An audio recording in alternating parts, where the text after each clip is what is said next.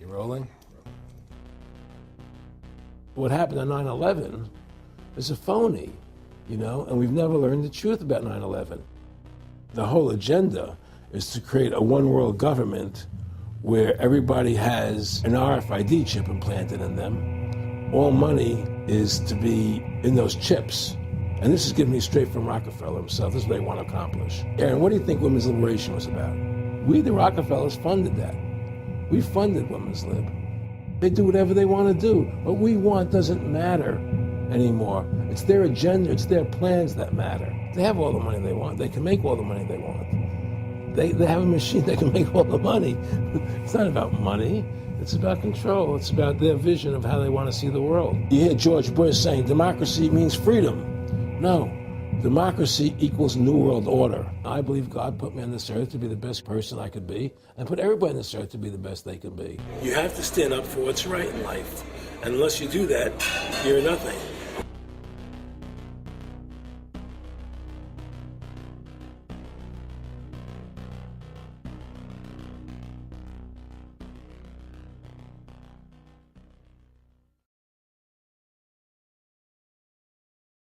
Award-winning filmmaker turned freedom fighter, Aaron Russo was an amazing individual.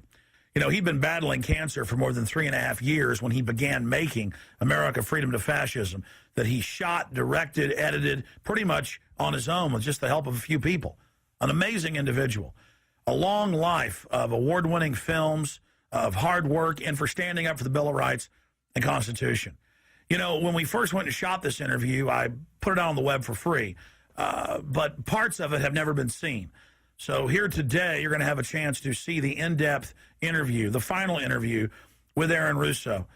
But his important work lives on. He made one of the definitive films exposing the elite that control this nation and the world, the private Federal Reserve. And the information he put out 2 years ago rings more true today than ever. And his film, America Freedom to Fascism, and Mad as Hell, and the other great works he did, just continue like ripples in a pond to light bushfires in the minds of men and women everywhere. So this film is dedicated to the one, the only, Aaron Russo. You rolling? I'm honored to be interviewed by Alex Jones, a truth seeker, fighting for justice in America. Now he's charming me. He's getting me all smiling. Aaron, when did you start to think something was wrong in the world, or start to find out about the whole banking cartel and the Federal Reserve System, the New World Order? Well, that was a progression of events. I've always been a very independent person, always believed in individuality, and that we were put on this earth to be unique individuals to fulfill our God-given potential, and that the only way to fulfill your potential is to be free, to find out who you are, and to make your errors, to make mistakes. And as I grew up, I began to realize more and more the government was inhibiting me in things that I wanted to do. And what happened, I was very successful in the ladies' lingerie business. I worked for my dad. He had a small undergarment business, and I created the first ladies' bikini panties back in 1963, actually. And then I opened up a nightclub in Chicago called the Electric Theater that opened up the day Martin Luther King was assassinated. All right, and so the city of Chicago was in flames the day my club opened, and nobody came out to the club.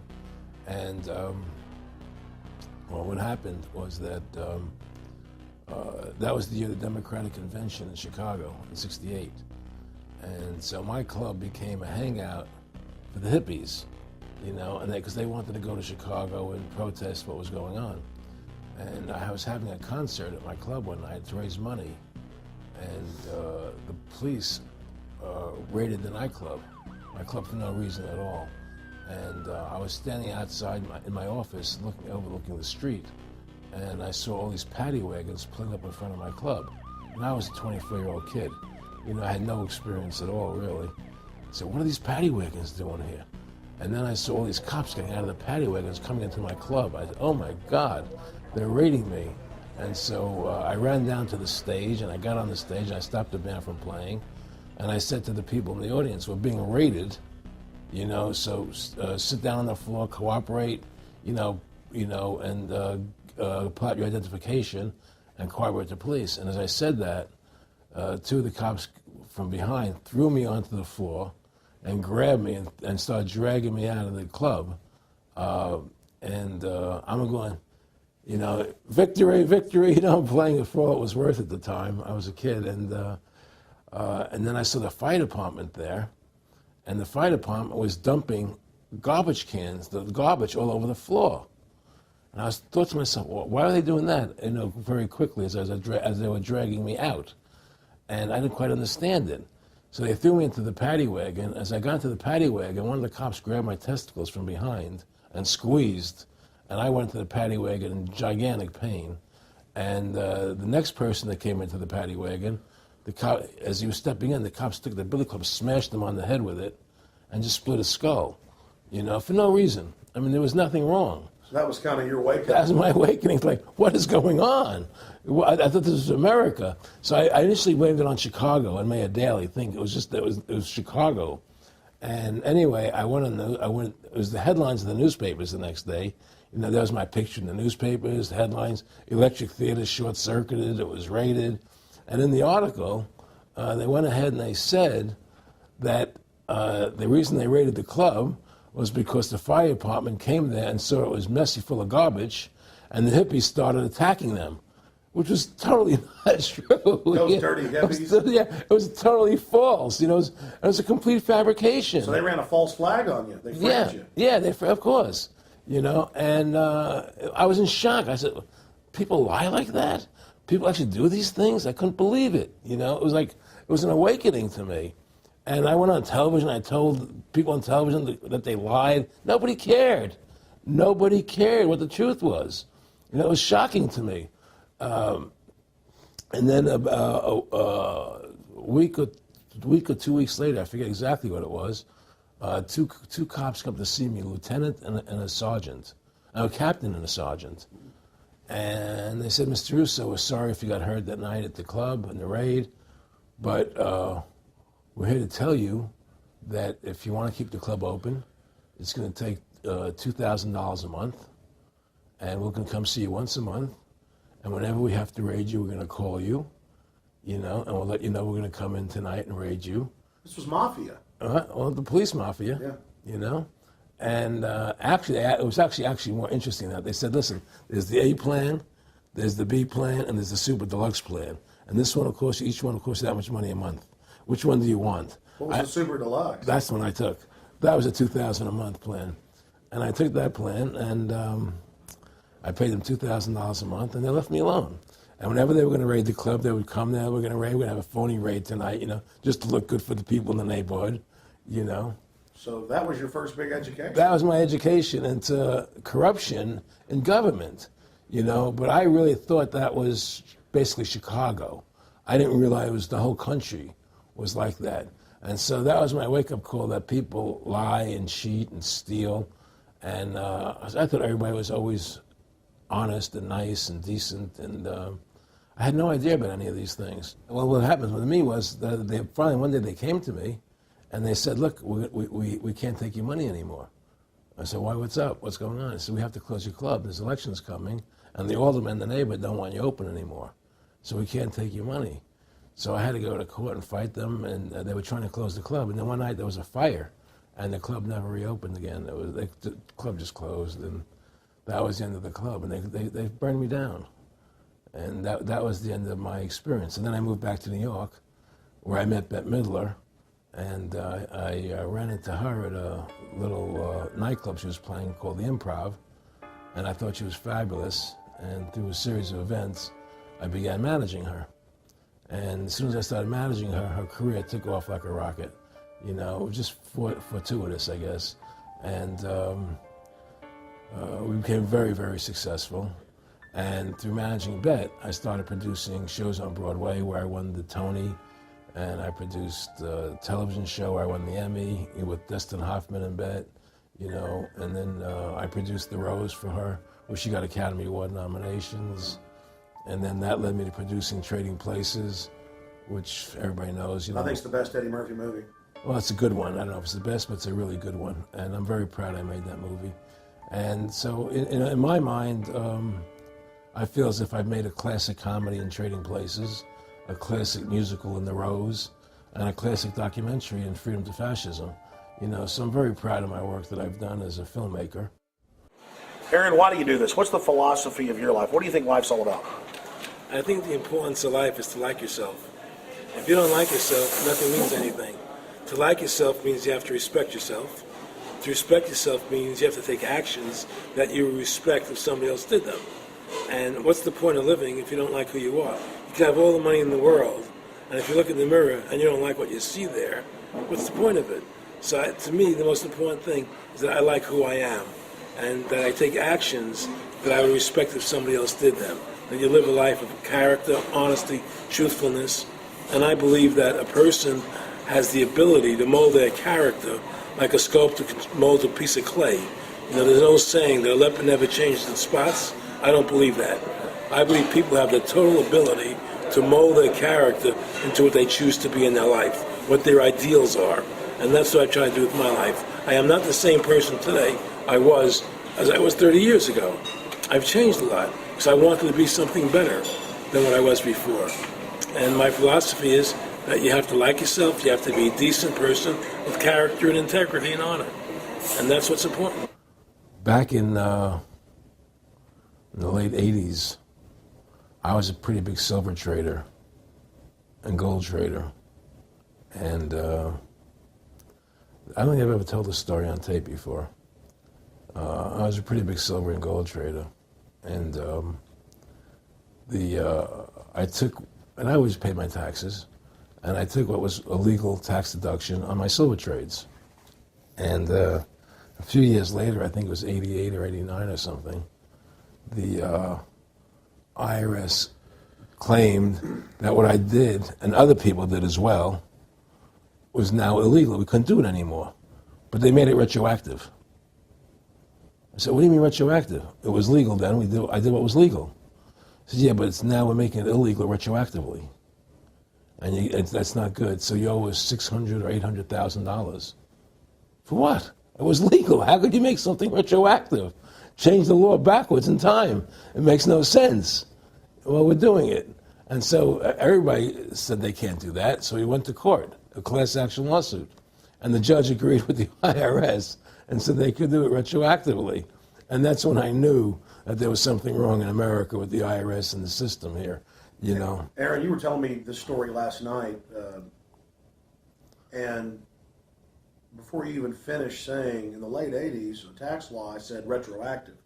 And I knew that because they literally ruined my dad, but he paid. He didn't know. He still thought this was America.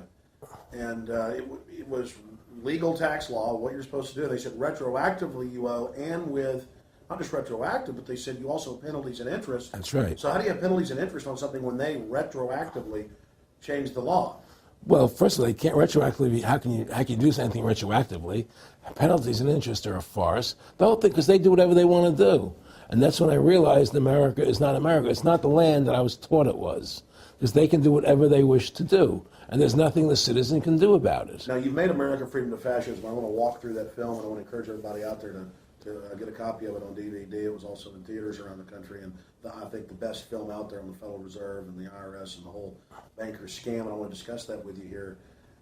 But I wanted to go back a little bit to the point that we discussed last night, where you don't advise people to not pay. And I do the same thing. People say, well, wait, you're saying it's a scam, but you're saying go ahead and pay it. And I like the way you summed it up. Well, it's really fairly simple. I mean, since making that movie, you know, many people come to me and ask me whether they should pay their income taxes or not, you know, and I never advise people not to pay. And the reason I tell them, I said, look, I've done a lot of research. The Supreme Court has ruled that the IRS has no authority. The 16th Amendment did not give the IRS the authority to tax your labor and your wages. That's a fact. All right, the Supreme Court is the law of the land, you know, and the IRS does not trump the Supreme Court. However, that being the case, the fact is, if the mafia would come to you and say, we want $2,000 a month or we're going to hurt you, I would not advise you not to pay them, because you may get hurt by not paying them. Whether it's legal or not doesn't necessarily matter. You're going to get hurt if you don't. It's the same thing with the IRS. They can hurt you. They can put you in jail. They can torture you. So if you don't pay them, you may get hurt. So I never advise people not to pay. You know, I tell people, yeah, pay your taxes. Look what happened to Congressman Hansen. Yeah, Congressman Hansen's a great example. Pay your taxes. But you know what? Shut down the Federal Reserve System, and eventually you won't have to pay those taxes anymore. See, the IRS is a symptom of the problem. The real problem is the banking industry and the bankers in this country. That's where the real problem lies. That's the root of our problem. That's why we've lost America, okay? So, yeah, pay your taxes, because if you don't pay them, you might get hurt. And I've heard all the arguments, you know, what tax protesters say and so on and so forth. And I don't call them tax protesters. I call them the tax honesty movement, because they're being honest, you know, at least. But the fact of the matter is, you're being forced, you're being compelled to pay it because you're facing jail sentences, you're facing time, you're facing corruption of the courts if you don't pay, right? And so you pay it, because you just like you'd pay the mafia. But with the mafia, at least you have the government to call and try and help you to get past the mafia, to protect you. Here you have nobody to protect you. The American people are living in a matrix. They don't understand the truth of how things are working in this country, you know. And let me give you an example of what I'm talking about. The very fact is that if you ask 100 people on the street, what kind of government is America supposed to be? 99% of them will tell you a democracy. America is supposed to be a democracy. But that's a lie. That's an illusion. The word democracy is not written into the Constitution at one time. It's not in the Bill of Rights. It's not in the Declaration of Independence. The Founding Fathers hated the idea of a democracy. They thought it was the worst form of government there is. And I agree with them, because in a democracy, 51% of the people control 49% of the people. If you're part of the 49%, you're not free. America was founded as a constitutional republic. And in that constitutional republic that we have, 99% of the people can't take away the rights of 1%. You have your rights because you were born with them. You have God-given human rights that nobody can take away from you. The government, the majority, no matter who they are, I can't take away your rights. And that's what our founding fathers gave us. But the psychological operations that they do to us, they make us believe that we're a democracy and that majority rules, you see? And they want you to believe that, because then they tell you this poll says this many want this and this many want that and this many want this, and it doesn't have anything to do with anything. Well, Hitler was elected. Hitler was elected. Hitler did everything legally. And in a constitutional republic, a minority is protected against a majority. Wasn't it Benjamin Franklin, to paraphrase, that said democracy is two wolves and a sheep voting on what's for dinner? Exactly. And then he also said, in a republic, the sheep would have a gun to protect himself, you know. And that's the truth. America's not a democracy, but you ask the most intelligent people what form of government America is supposed to be, they'll say democracy, because that's what they've been brainwashed. They've been psyoped into believing that. They believe that we're in Iraq. They believe we're in Iraq to promote democracy. The word democracy, you hear George Bush saying democracy means freedom. No, democracy equals New World Order. Democracy equals slavery. The word democracy is not synonymous with freedom. It's the opposite of freedom. Democracy is the worst form of government you can have, because it's majority rule. And the government can tell you exactly what they want to tell you to do, because the majority wants it. I don't care what the majority wants. I live my life as I choose. And if I don't commit violence, theft, or fraud against another human being, I can live my life as I wish. That's my choice. And if I'm allowed to make mistakes, because when you make mistakes, you learn from them. You grow as a human being. We're put on this earth to become the best individuals we can be, to fulfill our God-given potential, right? We're not here to put on this earth so that the government can tell us how to live our lives and what we must do. We put into these systems and these paradigms. No. The same thing in health. You know, if you're sick, you have to have a certain protocol. Nonsense. You know, be individuals. Think for yourself. Have critical thinking, you know. And so what's happened is that because they've taught everybody that we're a democracy, which is not true, now, so then in 1913, they bring the Federal Reserve System into being, right? And now you have this Federal Reserve System, which then in 1913 got the right to create money for the government, when before that the government created its own money. Now the government, when it needed money, had to borrow it from this private bank called the Federal Reserve, which is a private bank owned by individuals, incorporated in Delaware. And so what happens is now the government borrows money from them to fund the government. Then the government says, well, we have to pay these people interest. How are we going to pay them interest? Let's impose a tax on the labor of the American people, which never existed before, to pay the interest to the bankers. In fact, in 1980, Ronald Reagan said not one red cent of your income tax money goes to run the country. It all goes to the Federal Reserve. Well, it was the Grace Commission report that said that not one nickel goes to the infrastructure of the country. And I guess Reagan quoted that. Too, right. And so, but the point I'm trying to make is that by creating this Federal Reserve System, the government now became dependent on these private banks for money. And they started taxing us, you see. And so now what happens is that in 1935, I believe it was, Social Security started. And they gave you Social Security cards, said not to be used for identification, the Social Security number right on the card, right? And through Social Security, they started deducting money out of your paycheck. That was the first time they were ever could take money out of your paycheck, because people agreed to it because they thought it was going to their retirement fund. And so then when they instituted the income tax again, they started taking money out of your paycheck because Social Security could do it. And then they could do it again. You see what I'm saying? And so now they've even taken control of the tax payment itself. I mean, literally like you're a slave. They're Right. taking it right there when you make it. Exactly. They don't even trust the public enough to go Send them and a pay it check. themselves, you know? Right. So they take it out automatically because they know people aren't going to want to pay it. So what's happened is that through the implementation of the Federal Reserve System, the government has become vested in these bankers, and they get their money from the bankers. And so then they impose a tax on us, which makes us more slaves, makes it more difficult for us to survive, right? Giving them more profits. And now what's happened is that through the Federal Reserve System, the bankers have pretty much taken control of our government. It doesn't matter Republican and Democrat anymore, because they're both the same. Neither one of them are talking about shutting down the Federal Reserve System or stopping the payment of taxes, or any of the big issues that face Americans, right? So I had a friend, Nick Rockefeller, okay, who was one of the Rockefeller family, and he, when I was running for governor in Nevada, he came to me, introduced himself to me through an attorney, and we became friends. We started talking about things, and I learned an awful lot from Mr. Rockefeller. And one of the things that we used to talk about was the ultimate plan of the banking industry, what they wanted to accomplish. And the goals of the banking industry, not just the Federal Reserve System, but the private banks in Germany and England, all over Italy, all over the world, they all work together. They're all central banks, and they're all part of the Communist Manifesto.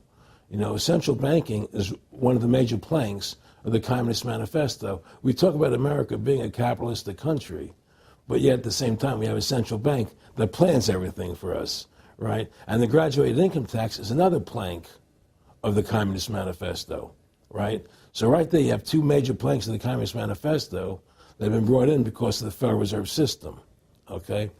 So the ultimate goal that these people have in mind is the goal to create a one-world government run by the banking industry, run by the bankers, and they're doing it in sections. The European currency, the euro, and the European Constitution is one part of it.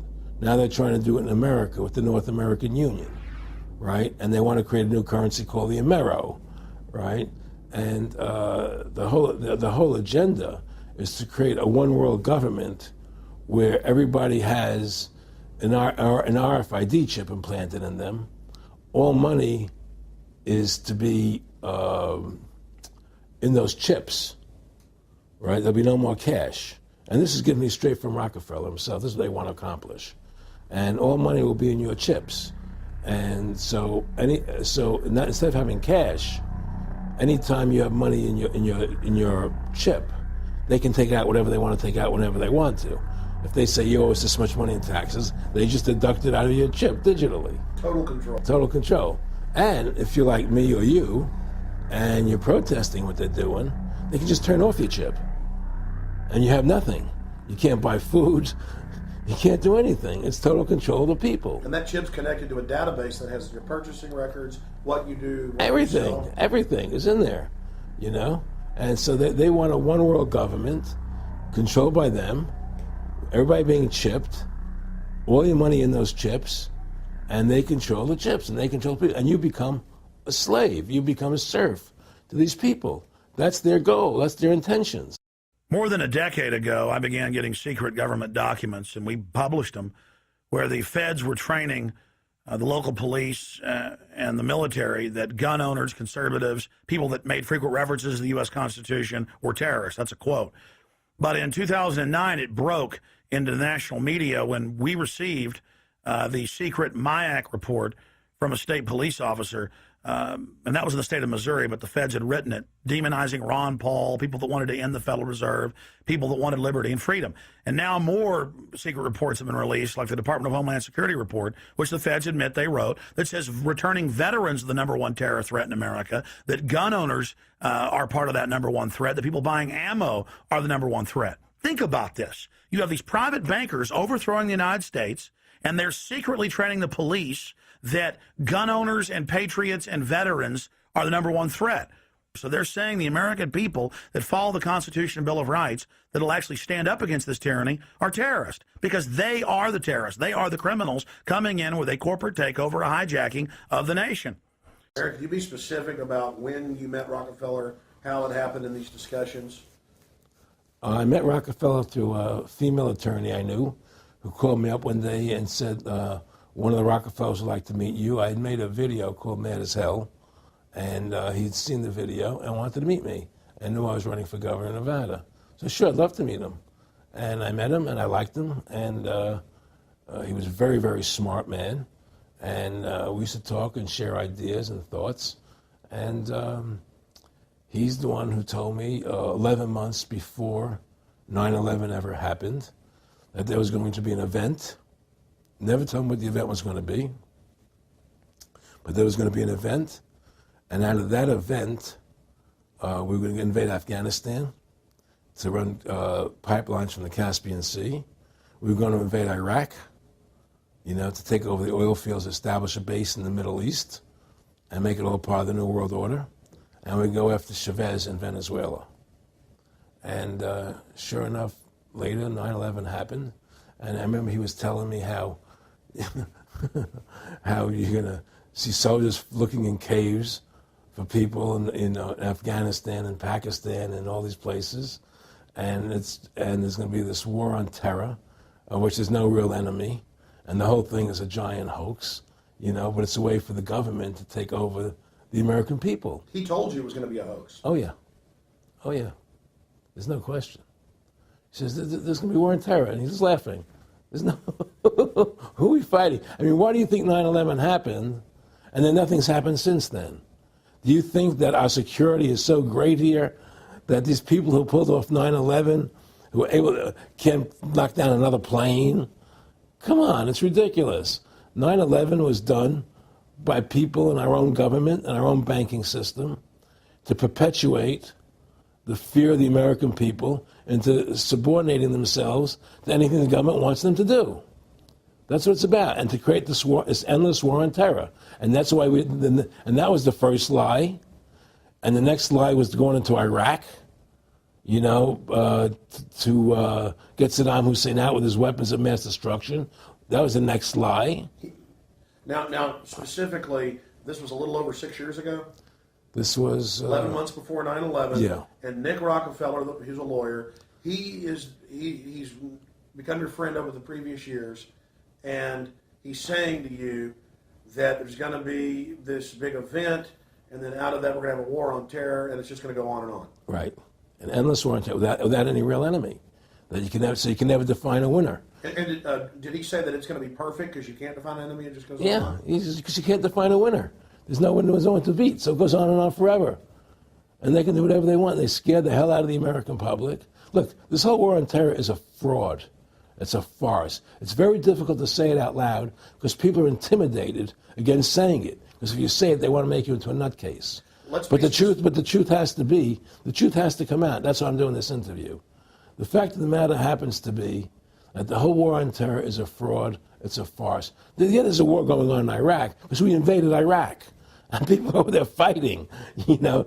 But the war on terror, it's a joke, you know. And until we discover what really happened on 9/11 and who was responsible for 9/11, because that's where the war on terror emanates from. That's where it comes from. It was 9/11 that allowed this war on terror to begin. And until we get to the bottom root of 9/11, the truth of 9/11, we'll never know about the war on terror. Aaron, you said that he was, and I think it's important, and I know this about the Rockefellers from Dr. Dennis Cuddy and many others, who literally, you'll be 20 years old in a lunch line at college, and no, there's David Rockefeller. And here's here. I mean, they're experts at recruiting and getting what they call players, and that clearly he was. I mean, I want to make it specific and just get you to reiterate what you said last night about you got 30% of the vote. You were having an effect. You made mad as hell. They knew that you'd started the Constitution Party. Yeah. They knew that you were somebody who was taking action and getting things done. You'd already made some big films, had a lot of other successes. Right. So they were trying to recruit you, and didn't it come down to the point of, hey, we are here to recruit you, and don't worry, your chip's going to say, don't mess with us. You know, this guy's don't touch. Yeah, yes, that did happen. Now, I was definitely being recruited, but it's more subtle than that. Well, in your words, just go through the process, and then what he said. Well, what it is remember, we were friends, and we used to come to my house a lot. We'd have dinner, we'd talk, and he'd tell me about business investments that he'd get involved in, you know, or they would help me with this business investment or that business investment. And was I interested in joining the Council on Foreign Relations? You know, I would have to get a letter to join them, but was I interested in that? And, you know, just stuff, you know, leading you on. And I used to say to him that I never really did that because that wasn't where I was coming from. You know, as much as I like you, Nick, you know, your ways and my ways, we're on the opposite side of the fence. You know, I don't believe in enslaving people, you know, and he would come back with, oh, I do? Or? Well, it would be more like, you know. It's better for them. Well, it's more like, you know, how do I put it? It was like, what do you care about them? What do you care about those people? What difference does it make to you? Take care of your own life. Do the best you can for you and your family. What do the rest of the people mean to you? They don't mean anything to you. They're just serfs. They're just people. You know, it was just a lack of caring, you know, and that's just not who I was. It was just sort of like cold, you know. It was just like cold, you know. And I used to say to him, what's the point of all this? You have all the money in the world you need. You have all the power you need. What's the point? You know, what's the end goal? And he said the end goal is to get everybody chipped, to control the whole society. To have the bankers, the elite people, you know, the bankers and some governor controlling the world. And I said, all the people in the Council on Foreign Relations believe this way you do? He said, no. You know, most of them believe they're doing the right thing. A lot of them believe it's better off being socialistic. You know, we have to convince people that socialism is really capitalism. Because America's becoming a socialist country. It's a communist country today. And here we are years later after Aaron Russo points out that this is not a capitalist or free market country, but is really socialist. In fact, here's the cover of Newsweek. We are all socialists now.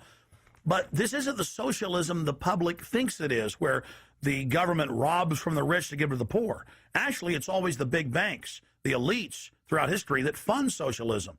They want to use the middle class's money to basically domesticate the working class and expand the size of government so it can basically, in the end game, eradicate the middle class and have a giant submass of uneducated slaves who have no chance of ever rebelling against the tyranny, and a tiny elite in control of it all. And that is the very nature of this New World Order system. They are using big government to strangle competition, to take control of the people, to break up the family, to basically set up a global plantation or neo-feudalist state? Well, one of the things they told me was that he was at the house one night, and we were talking, and he started laughing. He said, "Aaron, what do you think women's liberation was about?" And I said, I had pretty conventional thinking about it at that point. I said, I think it's about women having the right to work, getting equal pay with men, just like they won the right to vote, you know? And he started to laugh. He said, "You're an idiot." And I said, "Why am I an idiot?" He said, "Let me tell you what that was about. We, the Rockefellers, funded that. We funded women's lib, you know? And we're the ones who got all over the newspapers and television, the Rockefeller Foundation." He says, "And you want to know why?" He says, "There were two primary reasons. And they were, one reason was we couldn't tax half the population before women's lib. And the second reason was now we get the kids in school at an early age. We can indoctrinate the kids how to think. It breaks up their family. The kids start looking at the state as the family, as the school, as the officials, as their family, not as the parents teaching them." And so those are the two primary reasons for women's lib, which I thought up to that point was a noble thing. You know, when I saw their intentions behind it, where they were coming from when they created it, the thought of it, I saw the evil behind what I thought was a noble adventure. Aaron, did you know that Gloria Steinem, in one of her own books, now admits the CIA funded Miss Magazine? No, I had no idea about that. No, I never heard that.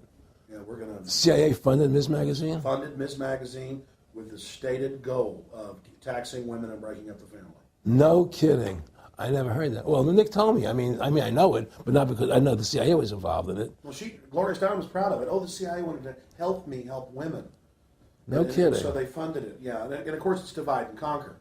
Right, and of course. What they do is they focus in, obviously, on real problems. Women were getting shafted in many ways, but the elite wasn't planning to help them. They were planning to really shaft them and take men away from them. Look at what they did with black families. You only had about 10% illegitimacy 50 years ago in black communities, and now it's over 90%. And look at welfare. You were going to give you some money, but you can't have a man in the house. Right. And so that was further to degrade the family. Totally destroyed. And now illegitimacy is over 50% in the general population. Right. Well, see, the whole thing is these people control the money, so they make all the rules. You understand? And they put whatever rules they want into effect. And the truth is, America has really become a socialist, communistic country. And everybody says it's a capitalistic country. It's not a capitalistic country. You know, how could it be capitalistic when you have a central bank? That's the first. It can't be. You know, the money. It's a planned economy.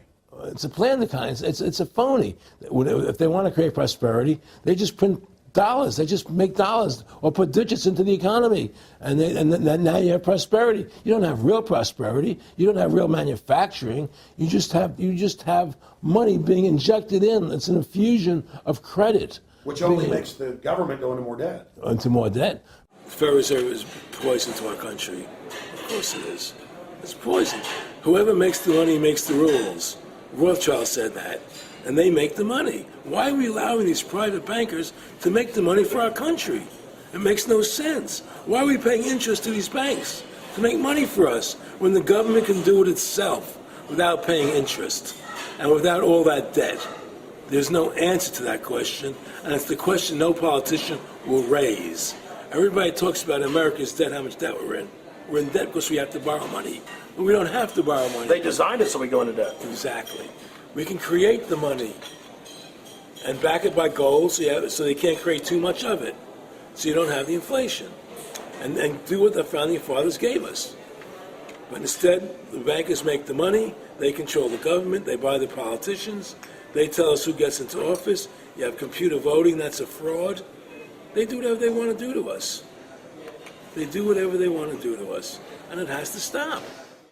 My friendship with Nick Rockefeller was one where we expressed ideas to each other and thoughts and philosophies, and he wanted me to become part of what they were doing, and for me to become a member of the CFR, and offered various business opportunities for me to get involved in, and for me to not take up the fight or the battle that I've been taking up in the past, you know, to drop that idea, because what was the point of my fighting for the people? I was a guy who was very successful in the movie business, and I saw the truth of what was happening. I try to express it to the people. And rather than having me express it to the people, they wanted me to join their side because I was a mover and a shaker. And rather than me opposing them, to join them. It was real simple. And he tried to recruit me into that situation. And I didn't go for it. Did he get angry when you didn't go for it? No, no. And, it's like, I remember one time he said to me, you join us, so you have an ID card, Aaron, you have a chip, and your chip will say KMA on it. And I said, what does KMA mean? He said, it means kiss my ass. And anybody stops you, a cop or whatever, and you show them your card or your chip, and they'll know to leave you alone because you're one of us. One of the central pillars of tyranny is that the establishment is exempt from the laws that they pass for the rest of us. We saw it in Rome. We saw it with Hitler. We saw Richard Nixon saying, look, I'm the president. If I break the law, it's not illegal. We saw George Bush and Dick Cheney say that. We see Barack Obama continuing that, saying, I'm not going to give detainees real trials. I'm going to give them secret kangaroo military commissions trials, and we're going to hold them in secret camps, and I've got executive privilege. It's the same thing over and over again. And one example of hundreds that are out there was a story back in April of 2008 out of the Orange County Register. And this backs up exactly what Aaron's talking about with Mr. Rockefeller saying, I got a chip in my hand, kiss my ass. Here's just one example of hundreds. Special license plates shield officials from traffic tickets. And it goes on to say that 996,000 plus vehicles in California are exempt from no insurance, reckless driving, speeding, running through toll booths, running red lights, on and on and on. And who is it? It's state employees. It's federal employees that can go and get exempt. It's police. It's government bureaucrats above the very laws they try to enforce on us. This is tyranny.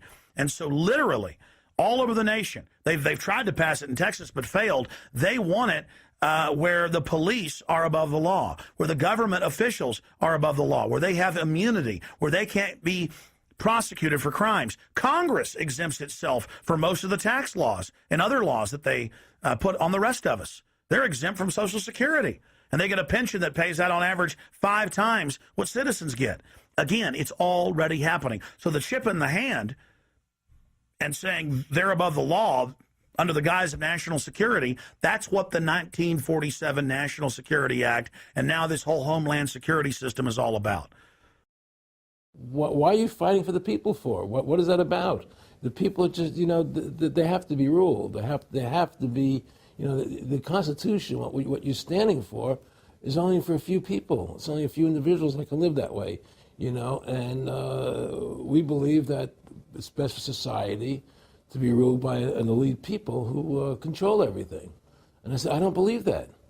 I believe God put me on this earth to be the best person I could be, and put everybody on this earth to be the best they can be, not to be a slave and a sheep to you and these people. And I don't understand why you want to control everything. What is the need for that? And I asked them, do all the people in the Council of Foreign Relations feel the same way you feel? He said, no, a lot of them think they're doing the right thing. They think that socialism is the best way to go. They think that, that they're doing the right thing. But the people at the top, they all know the truth of what's happening.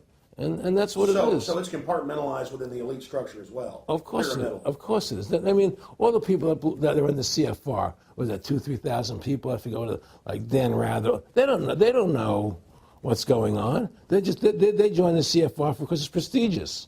They think it's good for business. It's good for this. They don't know what's really happening. The evil that comes out of it, that's emanating out of it. And to me, the biggest evil is what's happening right now, because what happened on 9/11 is a phony, and we've never learned the truth about 9/11. That's the question I wanted to follow up on. He tells you 11 months before there's going to be an event, all this is going to happen. What did you think on the morning of 9/11? Where were you, and did you think about Nick Rockefeller and what he had told you when you saw those towers fall? No, I was actually in Tahiti when 9/11 happened, and I got a call from my son. And my son said, the Twin Towers, they were just attacked, and they were falling down or something. So what are you talking? I was in Tahiti, I was asleep. And he says, yeah, they were hit by a plane, And so where I lived, where I was in Tahiti, there was no television, so I had to run around the other side of the island to a hotel where they had, and it was all on television, you know, and that's when I first saw the stuff on TV about it. And I didn't immediately equate it to Nick, you know, but when I realized that we're going to go into Afghanistan, Iraq, and as that developed, I realized what it was. How could there be a war on terror and actually say that we're having a war against terrorism and leave the borders wide open? If you were the President of the United States, or I were the President of the United States, and 9/11 really happened the way they want us to believe it happened, the first thing you would do is shut down the borders so people couldn't get in the country to harm you. But they left the borders wide open because the bankers want the borders open because they want a one-world government. They want a North American Union. They don't want borders here. The 9/11 was only a manifestation. It was done to create a fear in the American public, right? So that we will obey what they want us to do. And take Richard Reed, the shoe bomber. Here's a guy who was 6'6", ugly as could be. I heard he smelled. Okay, he sits in coach on a plane, lighting matches to put his shoe on fire, surrounded by people. It's idiotic. If you were going to blow up a plane, you go into the bathroom, you close the door, and you put your shoe on fire. You're not going to sit there surrounded by people lighting matches on a no-smoking flight. They want you to believe this nonsense. It's ridiculous. 7/7's come out now, and the majority of the British people think it's an inside job, and all the evidence points towards it being an inside job. Yeah, I mean, what happened in England, London? Yes. All this is nonsense. It's just keep people in fear. It's this endless war on terrorism that doesn't really exist, so people will submit to whatever the government wants them to submit to. Searches, check your shoes, have ID cards, put chips in you, you know, where you become servants to the elite. That's what this is all about, you know? Restore America's republic to what it's supposed to be, get the bankers out of our government, get the bankers out of our government. Government should stop borrowing money from the banks. Government should make its own money, restore the republic, individual freedoms. That's what this country's about. And until we do that, we're gonna be slaves. I mean, to me, I see people like Bill O'Reilly on television, right? And I see how much they control the media. Like there's this girl on Bill O'Reilly the other night from an organization saying the world can't wait. And this girl was spot on. Everything she was saying was the truth. And all Bill O'Reilly could do was call her a lunatic. He couldn't challenge the facts. They just call people names. They can't, and until we just find that, look, this world, we're heading into a world of danger, possible nuclear wars, you know, because the banking industry is trying to take over the world. 9/11 is the beginning of the war on terror. That war on terror is leading us into Iraq, which is the next lie. So you had the lie of 9/11, how that happened. Nobody knows how Building 7 came down. Okay, we know 9/11 was a fraud. The American people don't know it, but more and more of them are believing it. Okay, so that was the first lie. Besides the inception, I'm not going back to the inception of the Federal Reserve, that original lie. But 9/11 was the first lie in this present state we're in. 9/11 is the kickoff of the war against the American people and the people of the world. 9/11 was a phony. It's a fraud. It didn't happen the way they told us it happened. Now, because of 9/11, we then had the authority to go into Afghanistan and Iraq. Iraq didn't have weapons of mass destruction. Okay? So that was the next lie. Now they're talking about going into Iran. Now, how would you feel if you were Iran and you had this big, powerful country, America, go into your next door neighbor, take over their oil fields, right? Wouldn't you be worried that what they were going to do to you? Of course you're going to be worried. But the people of America don't think about it from Iran's point of view. They think about it from our point of view. So now we're going to send more troops into Iraq and keep building up because they want Iraq and the Middle East to become part of the New World Order. And Iraq was using, Saddam wanted to start using euros instead of dollars, right? He was messing up their whole consumption. Iran wants to start using euros instead of dollars. They have. Okay?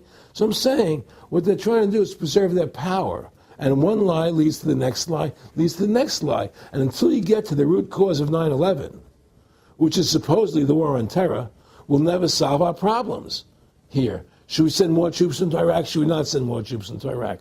Well, the truth is, The fact is that it all goes back to this war on terror. Where did 9/11 come from? That's the root cause of everything. And until we have a full investigation, find out why Building 7 fell down, why they shipped all the steel out of America so quickly, from the buildings, why all the things that don't make any sense about 9/11, until we find out why it really happened, we'll never understand why there's a war on terror. And we'll never be able to prove that the war on terror is a phony. Nick and I discussed many things. One of the things we discussed, or he brought up in conversation, was reducing world population, and felt that there were too many people in the world. In a way, I agree, there are too many people in the world, but I don't think I have the authority to say who's going to die and who's not going to die, But they felt that they wanted to reduce world population, and he felt that it should be reduced by half. He even mentioned to me once they were having a real problem trying to solve the Israel-Palestinian problem. And he talked to me once about they were playing with the idea of bringing Israel to Arizona, and taking all the people from Israel and giving everybody $1 million and setting up Israel in the state of Arizona. Unbelievable. To end that problem, because that's a problem that they're not in charge of, in a sense. They're not controlling that problem.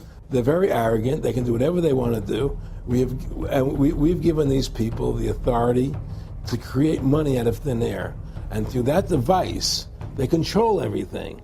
And if you want to win the battle to stop that, you have to deny them the ability to create money. It's only because they can make money that they have all this power. They literally have the money machines. They have the money machines. They can print it. They can do whatever they want to do. They own everything. Aaron, we take over pretty quick. If we were the guys that issued the money, everybody had to come give us real assets for the use of this money we just printed up. People. I tell people, why in the world does the American government borrow money from the banks when they have the ability to create it themselves without borrowing it and paying interest on it? Why? And nobody can answer that question. Not one politician ever raises that. Why does the American government borrow money when they can create it without paying interest? Well, we did create it up until 1913. And so people say, well, because if the American government does it, it'll create inflation. That's the answer. I say, well, let's look at it. The American government has the Federal Reserve do it, which creates the same inflation as if they did it.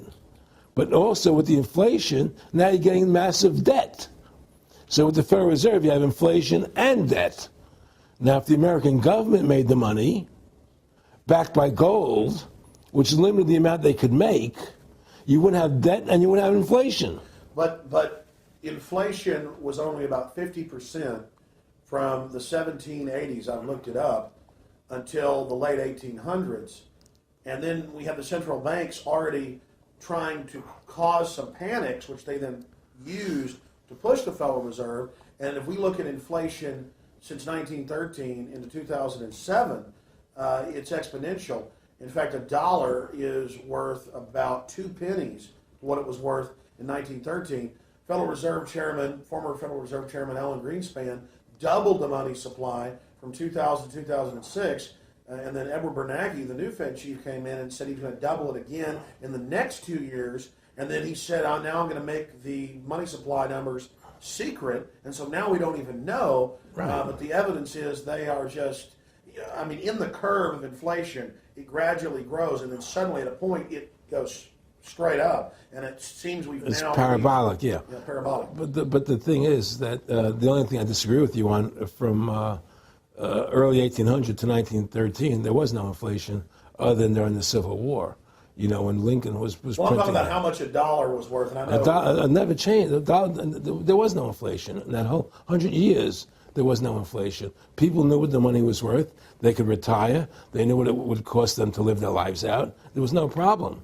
It was only since 1913 when the Fed came in that we created massive inflation and massive debt. So then what you said earlier, then there really wasn't inflation. There was no inflation. So you don't get inflation when the government issues the money, at least in the U.S. history. Well, not if it's backed by gold. Well, exactly. But I'm talking about, and I did look this up, and I believe that if you look after the country was set up, and some of the things that happened with Andrew Jackson and the rest of it, there were points where it spiked and there were manipulations. There were points, mostly during the Civil War. Yeah. And that's because Lincoln printed so much money. To Exactly. That's right. But once that ended, but basically there was no inflation other than that during that short period of time. I mean, a loaf of bread was a loaf, of course, the same thing. People could plan their lives. Today, they plan inflation. Now you have two parents working. They can't afford to pay for their family anymore. The kids are going to state-run schools now. The kids are being indoctrinated how to think. They're being given Ritalin. They're being given all these drugs. The whole country's being dumbed down. It's all because of the Federal Reserve System. And the Federal Reserve System and these bankers are responsible for the demise of America. And if we ever want to win this battle, you must shut down the Federal Reserve System. And we must shut down these bankers and restore sound money to this country. Will you talk a little bit about some of the families that own the private Federal Reserve, the stock in it? And I mean, obviously, you say you're not a big expert on Bilderberg Group, but you talk about how it's the same system worldwide. It is the same families. They meet and kind of set the policy each year, and then it goes to the Royal Institute of International Affairs in England, it goes to the CFR in the U.S., and then these are their management bodies where they wield control, really the de facto Congresses over the nation. So, I mean, I would like to get you to speak some about the families that own and run the Federal Reserve, and if you can't connect it into these other international bodies. Well, I can't speak to those families because I can only speak about, what I know for fact. Everything else is speculation, and I don't like to speculate. I know about Rockefeller because I was friends with him. We talked about it, and I can tell you firsthand. What did Rockefeller tell you about the Federal Reserve and their family owning part of it? Well, he said the New York Fed is the main controlling interest of the Federal Reserve System. They control the bulk of it. So the New York Fed is really the Federal Reserve System. Even though there's 12 different banks, it's run by the New York Fed. And the New York Fed is basically the Federal Reserve System. So who's ever running the New York Fed is where, and the families that control it, control the New York Fed. And they're the main engine behind the Federal Reserve System. And that's a wing of the Bank of England. Well, the Bank of England and the Federal Reserve are partners, and the Bank of England is a private bank, and so is the Bundesbank in Germany, and the Bank of all the banks of the G8 countries are all private banks. They're private central banks. And look, what happened in Europe? Didn't Europe vote down the European Constitution? Yes. They're still doing it. Didn't they vote down the euro? They're still doing it. They don't care what the people vote. They do whatever they want to do. What we want doesn't matter anymore. It's their agenda, it's their plans that matter. Isn't that prima facie evidence of a tyranny? Well, there's no question we're in tyranny. There's no question we're living in a world where the American citizen is no longer a free individual human being to do the things that they wish to do. We're slaves, and it's getting worse. What do we got to do to bring these people down? In my opinion, you must shut down the Federal Reserve System. And I think that there has to be an uprising. There has to be an uprising. People have to stand up. I can't do it alone. You can't do it alone, Alex. And we need to get a majority of people, not a majority of people, but It was 5% won the war against the British, a highly motivated group. But I agree, people have got to get angry first.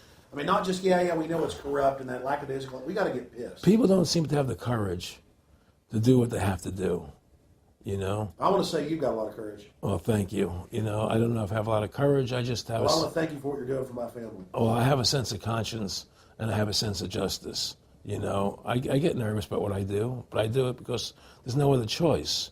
I couldn't live with myself if I didn't do it, But the fact of the matter is, I've ostracized myself pretty much from Hollywood. People are afraid to deal with me in Hollywood a lot because of what I do and the things I say. I don't go along with routines. A lot of people in Hollywood know the truth. They're not willing to stand up and speak about it. I know many of them have seen my movie, and they know I'm right, and they won't talk about it because everybody's afraid.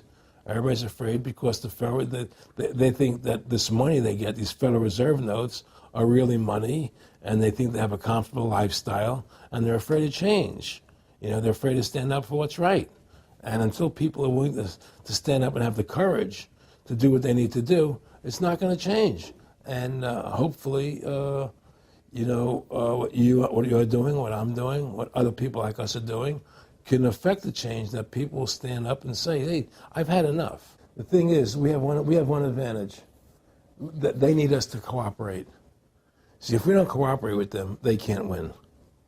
And so they always need our cooperation to go along with their programs. So they try to sell us. Right. They try to sell us. Democracy, this majority says this, believe in this, do that. The war on terror, we got to be scared. They're always trying to do things to sell us so that we'll go along with them. And once we learn not to cooperate with them, then we win the game. And that's the point. Don't cooperate with them. Don't go along with the program anymore. Stop it. Join forces. You and I should run for president and vice president and take over this country and bring freedom back to this country. That's what it's going to take. Two people like you and I, statesmen who believe in freedom, who believe in Thomas Jefferson and the Constitution and the founding fathers to make this country whole again. Because right now it's in the grip of the evil ones, and the only way to stop that is for good men to stand up. Was Edmund Burke said, evil can only thrive when good men do nothing? Yes. Right? We got to do something. That's what it is, Silence is golden, but when it comes to your freedom, it's yellow. We have to stop being scared. We have to stand up and do what's necessary to stop these bankers, these elite, this government full of lies, congressmen full of liars, people destroying our borders, creating a government. I mean, imagine this.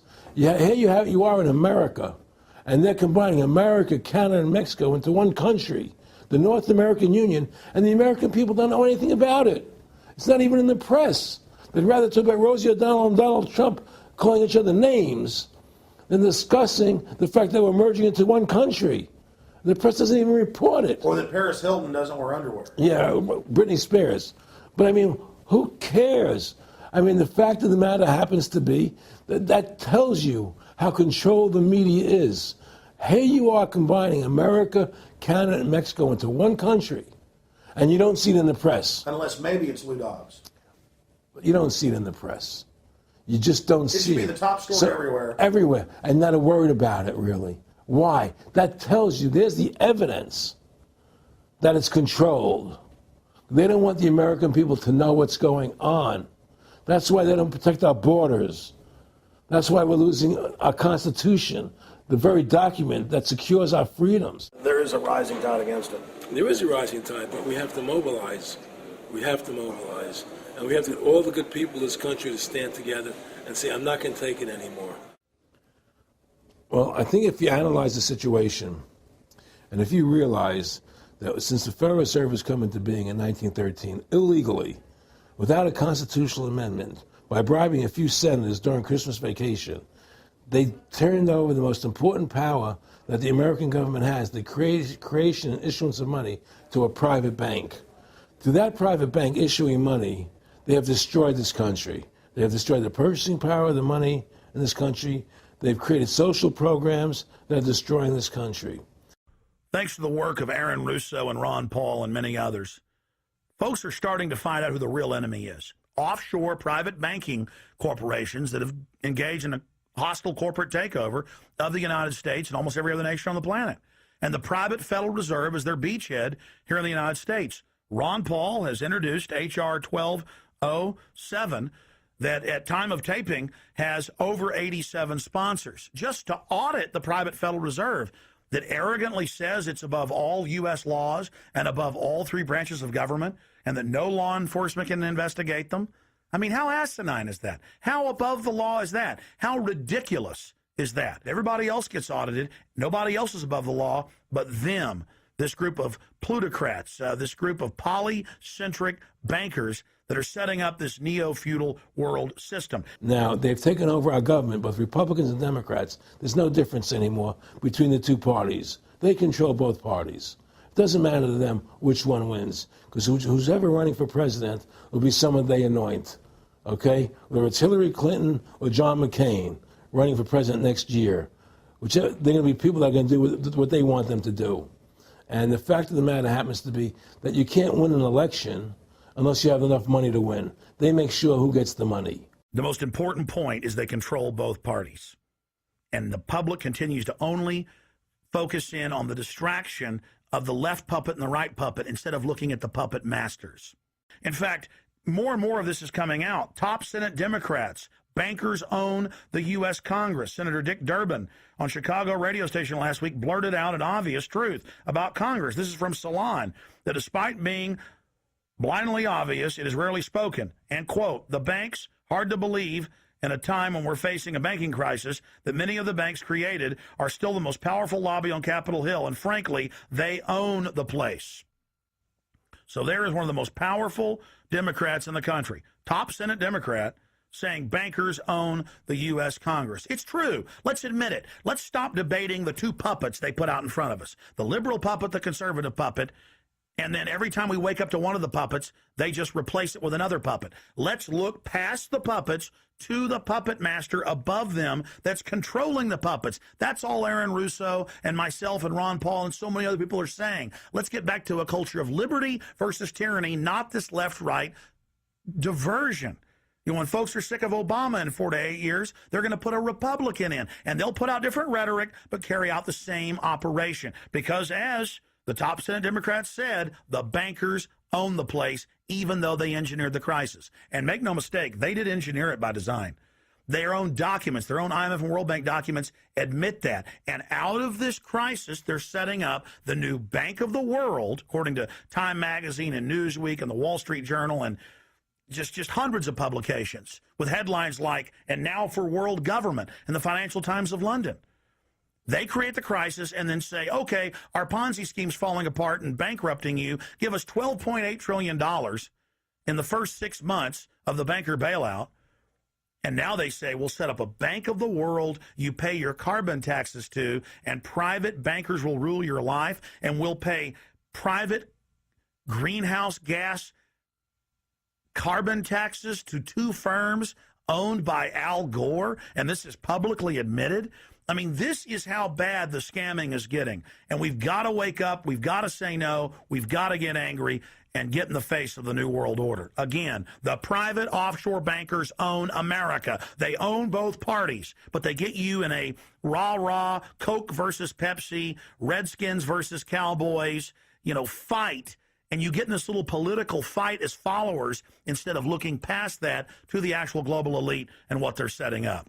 So through these bankers attempting to taking over America, knowing that America was the freest nation in the world, it was necessary for them to take over America, take away our gun rights of freedom to bear arms, and create a country where we become slaves. Because once they take over America, the rest of the world becomes a lot easier for them.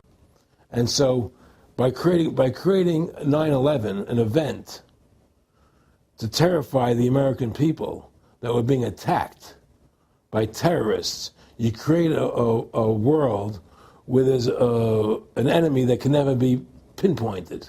You can never win the battle. It's a 100-year war. It's a never-ending war on terrorism, right? So you're always fighting this war. And through the war on terrorism, which is the 9/11, which is the first lie, then you create the war on terrorism, which is the next lie. Then you create the war in Iraq for weapons of mass destruction, which is the next lie. And it's one lie to the next lie to the next lie. Now it's going to be Iran, the next lie, sending more troops and a surge into Iraq. Think about what Aaron Russo is saying here. The war on terror is a war on the American people and the people of the world. You see, the elites always sell the public on tyranny by attacking a minority that's unliked first, or the outsider. Oh, we're just getting rid of the Bill of Rights and Constitution, having secret arrest and FEMA camps and the Military Commissions Act for foreigners. It's just for them. And now the federal government has been caught saying that gun owners, conservatives, people buying ammunition, they've been caught saying that returning veterans are the #1 threat to Homeland Security. And in a way, that's true. People that know about the Bill of Rights and Constitution and know that our country is being taken over and hijacked by foreign banks, I guess they are the threat to the criminals that have done this. That's all the New World Order is a private corporate takeover of the nation states, of the governments of the world. And then these private corporations bring in a tyrannical form of neo-feudalism that they call corporatism or fascism. Mussolini said that fascism should properly be called corporatism. And that's what it is. And they create the socialism to get control of the wealth and to control society. And then they pipe the profits to themselves. So they socialize the general public to get control of us, but it's private above us. It's basically just slavery. Now, think about what Aaron Russo was saying here, and it's absolutely true. This is a war on the American people. They build Homeland Security, they build the police state in the name of fighting foreign enemies, and then they flip it all around to use it against the American people, and the MIAC reports and the DHS reports and the rest of it.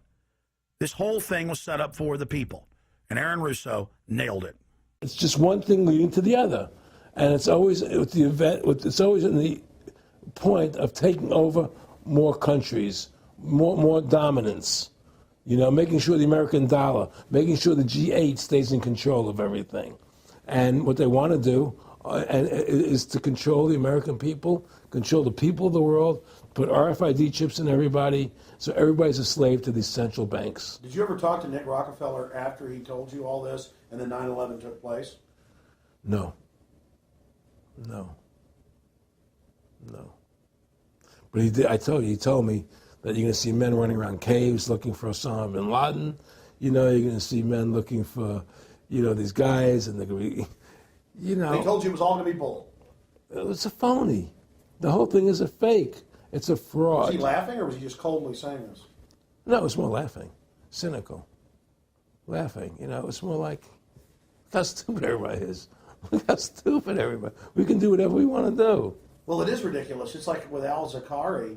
They claim they killed him like 14 times. And then they never said, well, we didn't kill him last time, but we killed him this time. They never even now they're like practicing being ridiculous. Well, what about bin Laden being in the American hospital, getting kidney help? Yeah. Right? In the American hospital, right?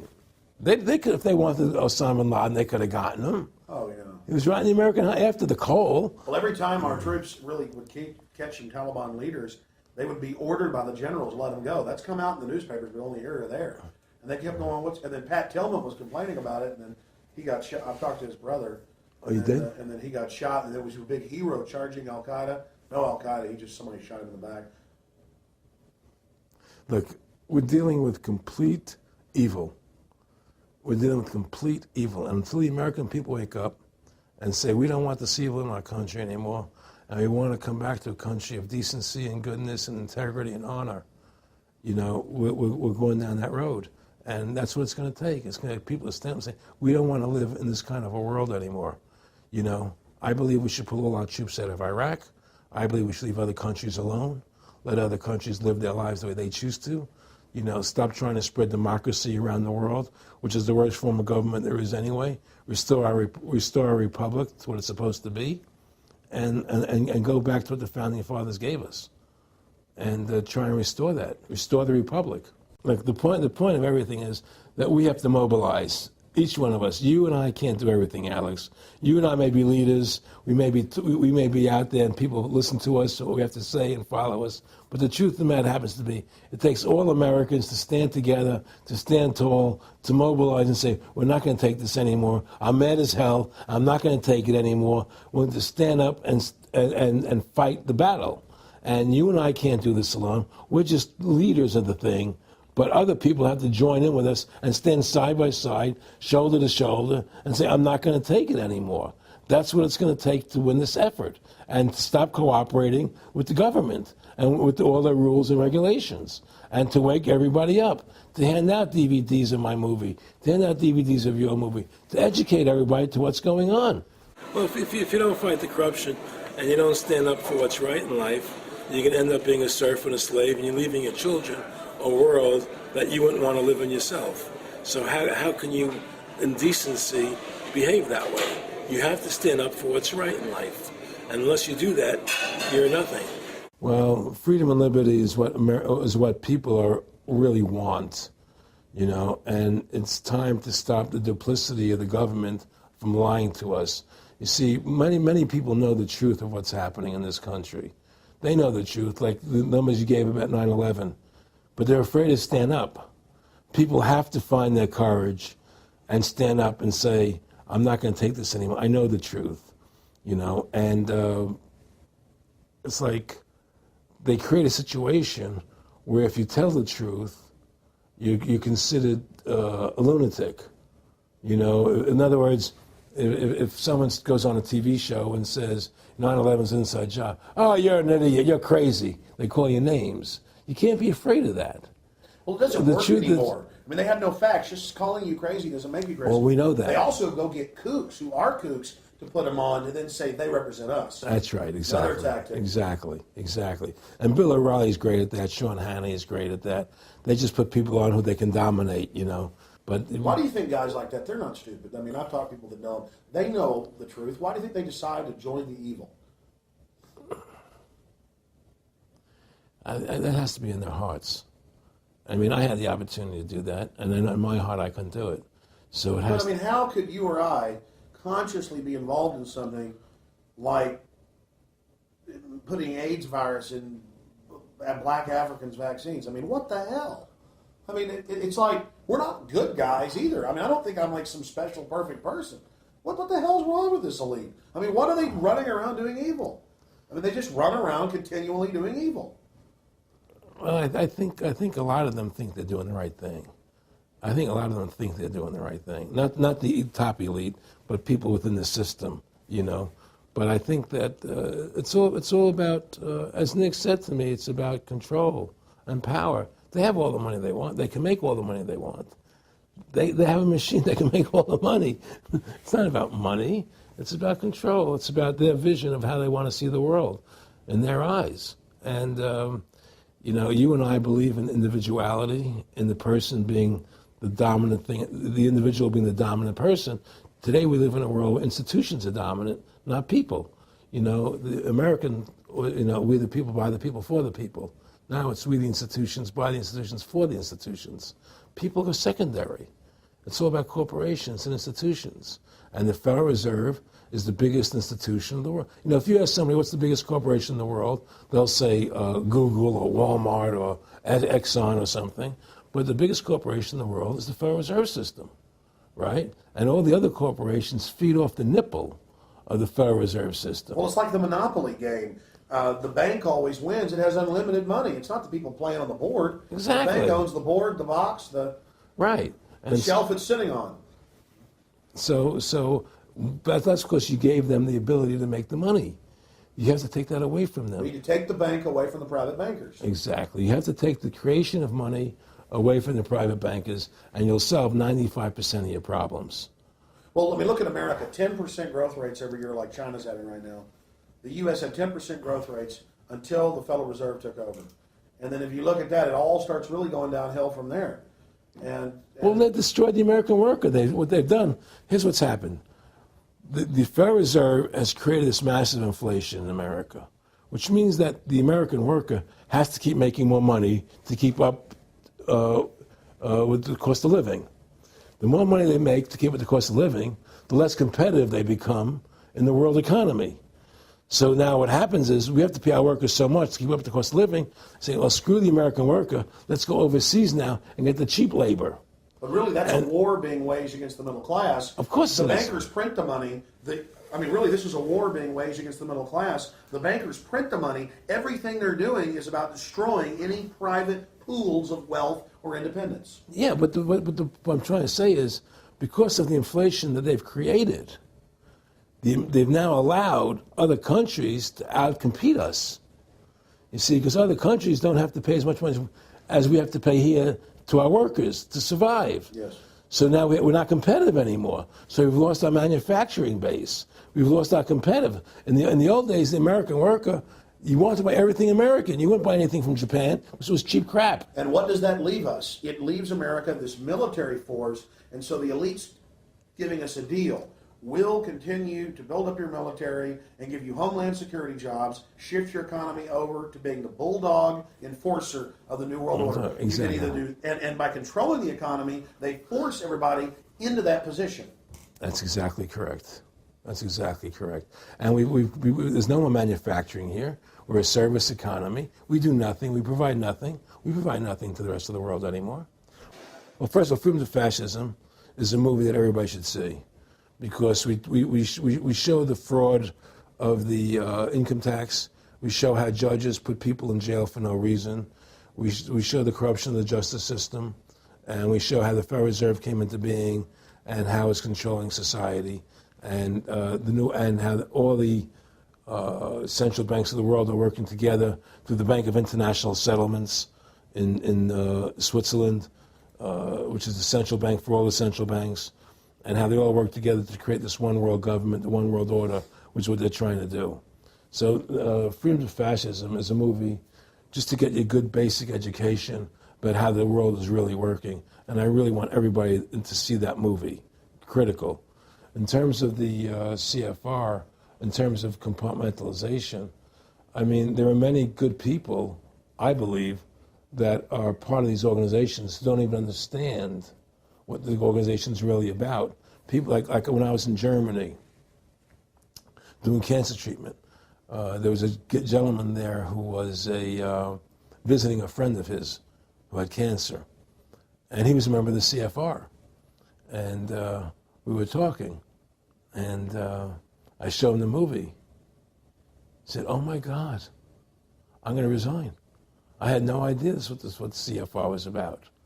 He had no idea. He was just a nice guy who thought he was in this prestigious organization. Yeah, a lot of it's about getting good people, and so you can watch them. Keep your friends close, your enemies closer. Well, no, it wasn't even that. It was, well, a lot of people join the CFR because they think it's a prestigious organization.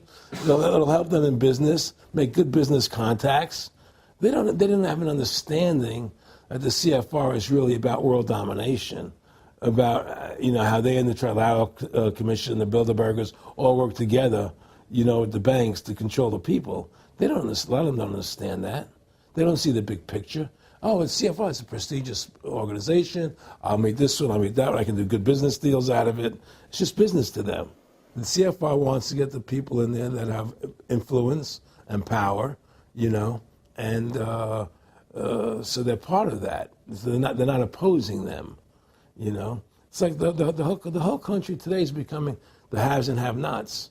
You're getting the very, very wealthy, the middle class is being destroyed, and you're getting the poor people. Isn't this just a slick mafia that took over and uses fancy PR? Well, you can call it mafia, you call it whatever you want, but it's definitely a criminal organization. There's no question about it. But it's a criminal organization that has prestige, that appears to have what's the word I'm looking for? Class, style. It's like, respected. It's respected. People don't look at it as being a criminal organization. That's what a great job they've done. People look at Alan Greenspan as being a hero. The maestro. What do you think happened with him in the late '60s? He wrote a big section, a chapter for Ayn Rand in a book, and he talked about how horrible the Federal Reserve was. We needed a gold standard. Now the bankers are robbing us. And then they literally came and said, "Oh, and you see somebody who made a deal with Beelzebub." Well, exactly. You make a deal with the devil. I mean, it gave him a chance to be one of the most powerful men on the earth, and it gave him a chance to accomplish things he never thought he would accomplish in his life other than that. And it's very seductive. It's a very attractive perfume. I mean, I was attracted when they came to me and spoke to me about it. I thought about it. I was attracted to it, They asked me if I wanted to open up these nightclubs, open up a chain of Baywatch nightclubs, and we'll do this thing, we'll do that, and we can do this. I mean, all these things were proposed to me, business ventures. But You know what it is? It was your nature, though. It's the way you are. You couldn't take the deal. Well, I can't do that to people. I just can't be in a position where I can do that to other people. I have a conscience, and my conscience would not permit me to do that. People say I'm very courageous. I don't think I'm courageous. I think I have a conscience, and my conscience doesn't allow me to do that to people. It makes me feel sick. I just don't believe in it. No, I agree. When I do bad things, I feel bad. When I do good things, I feel good. Yeah, exactly. I feel the same way. And I mean, I don't know what's going to come out. I mean, I don't have that much money, but I've got some money. It's like, what more do I need? I can go on a trip if I want. I can help pay for my kids to go to school and have my wife, comfortable. I mean, how would I go out and screw people so I could have some more junk? Well, money's a funny thing. I was talking to Michael Eisner one day, and I said to Michael, you may have $1 billion, Michael, but they're all dollars. If the dollar goes bad, how much money are you going to have? you know, and that's the thing, you know. You know, everything is denominated in dollars. Everybody thinks in terms of dollars, but the dollar has no value. And then someday it's you know, everything returns to the mean. Well, really, the whole universe, financial universe we live in, is a matrix fraud. Yes, it is. And that's why it's going to come crashing at some point. And they're going to try and hold it up as long as they can. I mean, whenever they want to manipulate the markets, they can. If they want to send the price to go down lower, they can. If they want to send the stock market up, they can. They do that. There's no more free markets. You don't live in a society where free markets rule anymore. You don't live in a capitalistic society. You know. But meanwhile, they say it's capitalistic Right. and free market all day, when really they're waging war financially and politically. Exactly right. Aaron Russo, I want to thank you for this interview. Anything else you want to add? No, I'm happy to do it for you. How about your website? My website, freedomtofascism.com. Go over there, take a look at it, you know. But just, folks, you know, all I can say is, you know, take our country back, restore the Constitution. Don't let these bankers do this to us anymore.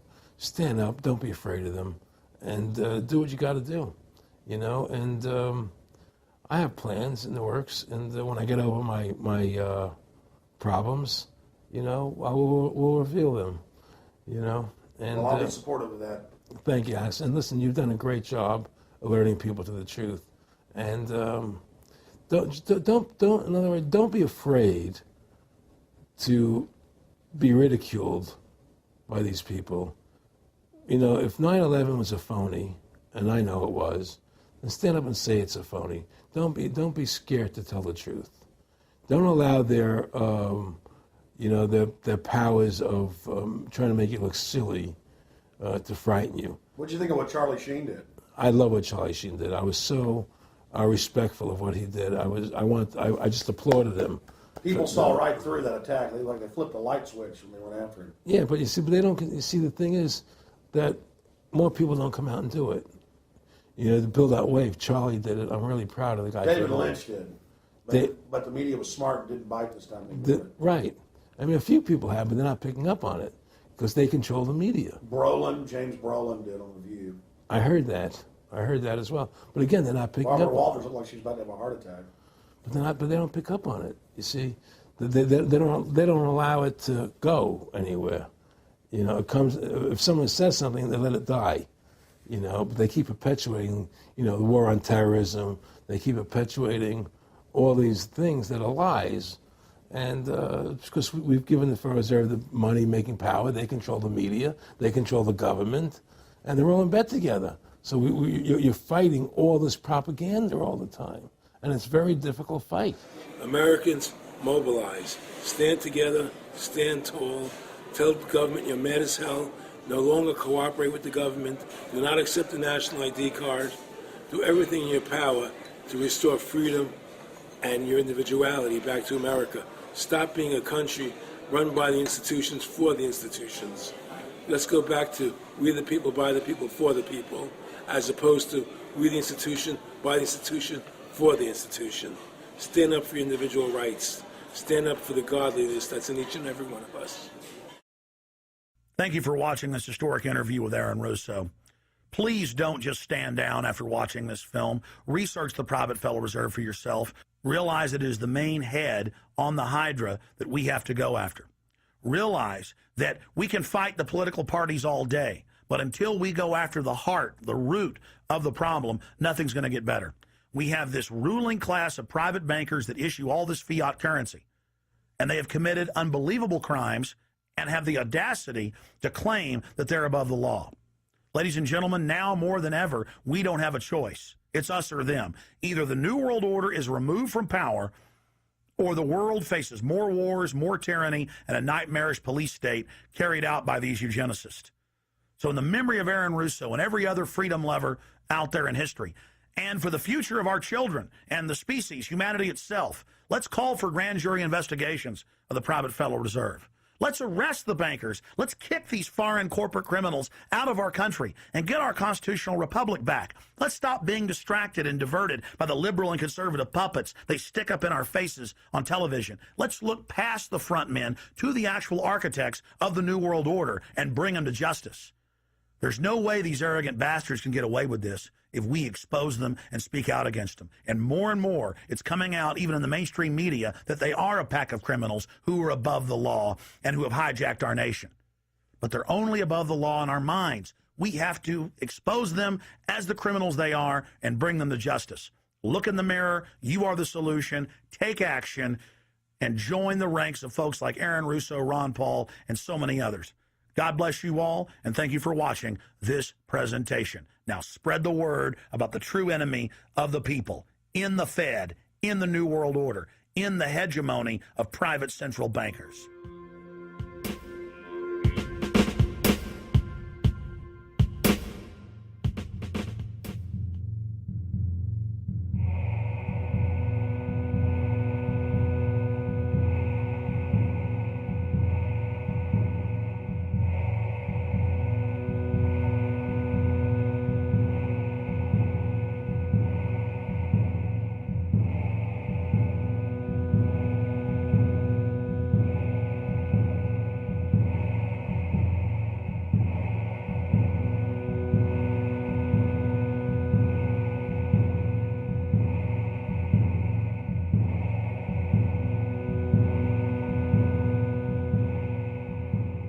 It is a big idea, a new world order. In the near future, Earth is dominated by a powerful world government. Is known as the Bilderberg Group. Could their objective be world domination? For thousands of years, their dark order grew. Now, as they hail the birth of the New World Order, their great dream of exterminating 80% of humanity is at hand.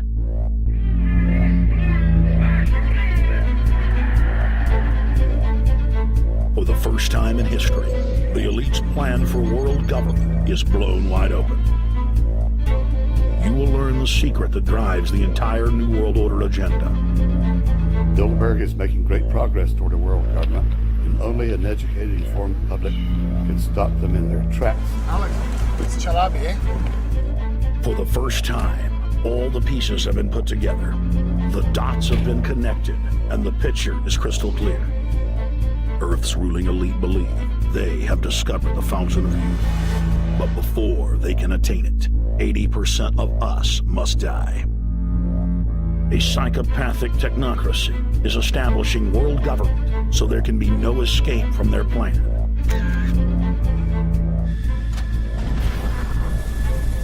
The New World Order is the old world order. I mean, it's just the names have changed, the appearances have changed. Most people have no idea. They're not after money. They have all the money they need. They're after power. That's their aphrodisiac. I was pulled out of a plane in Munich. They interrogated me 4 hours. Some shots were fired. Need you to move off the property. Their great dream of exterminating 80% of humanity is at hand. Endgame. Blueprint for global enslavement. You have been warned.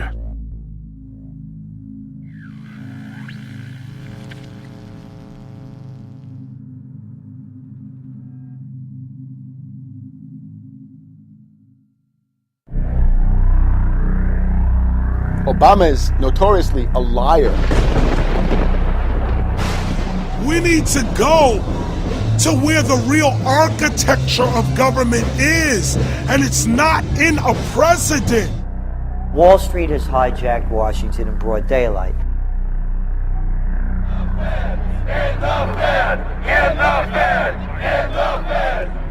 Well, Obama's already fudging.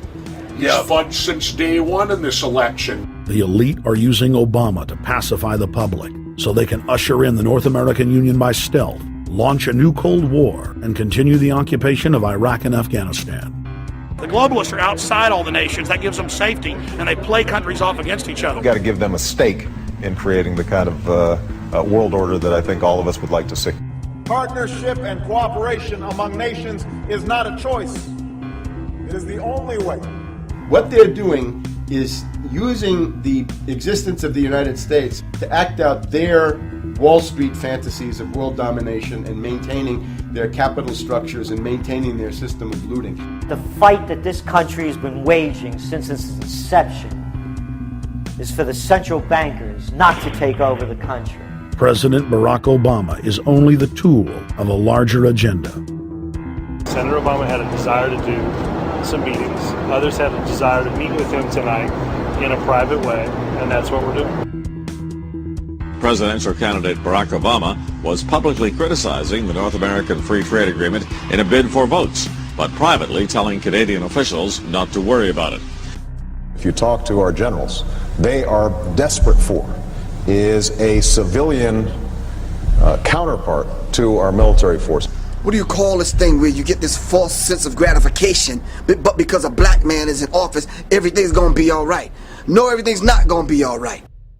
So I know how unpopular it is to be seen as helping banks right now, especially when everyone is suffering in part from their bad decisions. I promise you, I get it. The Obama deception.